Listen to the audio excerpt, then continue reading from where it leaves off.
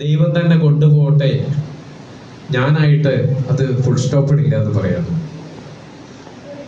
അദ്ദേഹം പറഞ്ഞതാണ്. ആ വരികളാണ് ഓർമ്മ വരുന്നത്.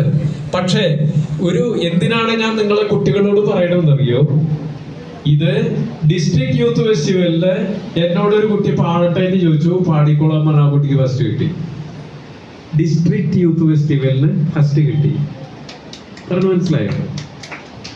അപ്പൊ എന്തുകൊണ്ടാണ് നമ്മള് കഥയായാലും കവിതയായാലും എന്തുകൊണ്ടാണ് കേൾക്കണം എന്ന് പറയുന്നതും അനുഭവങ്ങൾ ചെയ്യണം എന്നുള്ളതാണ്. ഇതിങ്ങനെയാണ് അയാൾ പറഞ്ഞു, ഉറക്കെ ചിരിക്കണമെങ്കിലും കരയണമെങ്കിലും മറ്റുള്ളവരുടെ അനുവാദം വേണമെന്ന് പറഞ്ഞു.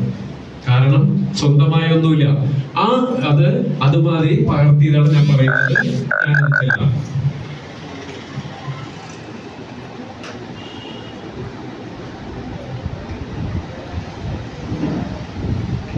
ഞാൻ കുറെ നേരമായി സംസാരിക്കണം. അപ്പൊ നമുക്കിത് ഈ കവിത കേൾക്കുന്നതിന് മുമ്പ് നമ്മുടെ എനർജി വേണ്ടേ അല്ലേ? ഒരു എനർജി വേണം. എന്നാൽ കവിത നമ്മുടെ മനസ്സിനുള്ളിൽ പെട്ടെന്ന് അല്ലേ എല്ലാവരും കഴിക്കും. കുറെ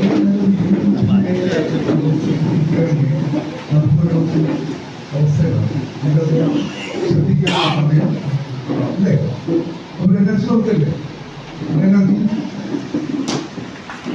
ഞാൻ പറയുന്ന മാർഗം ചെയ്യണം. ദാസേട്ടാ ഒരു സോണം എന്താ പറയുക അറിയോ?